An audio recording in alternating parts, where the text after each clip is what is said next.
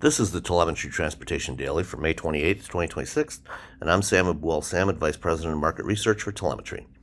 Waymo is generally considered to be the global leader in development of automated robotaxis.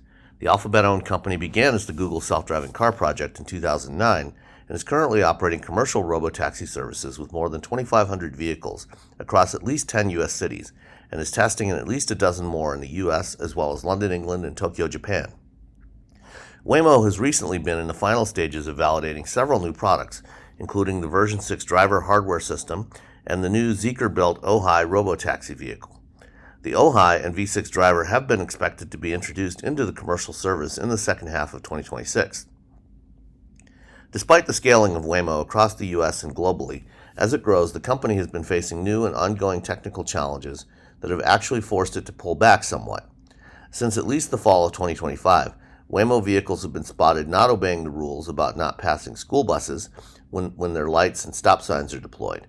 There have been at least one recall for a software update, but reports indicate that it's still a problem.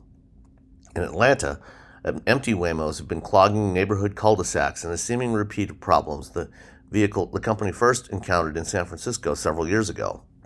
Waymos have also been found speeding through construction zones and driving into deep water following heavy storms, where there is the potential for them to be stranded. As a result, Waymo has notified the National Highway Traffic Safety Administration that it is conducting some software recalls to try to address these issues. These include updating maps and reducing the operational design domain for the vehicles.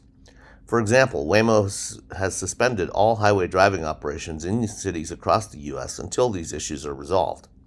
To be fair, most of what we're hearing are things that human drivers do every day. However, the whole point of automation is to be able to avoid these kinds of mistakes that get people into trouble. If the expensive technology can't improve upon human foibles, we haven't really made progress. All of this should be part of setting national standards for the performance of automated driving systems before we widely deploy any of these systems. Unfortunately, under the current administration in Washington, that is unlikely to happen. Thanks for listening.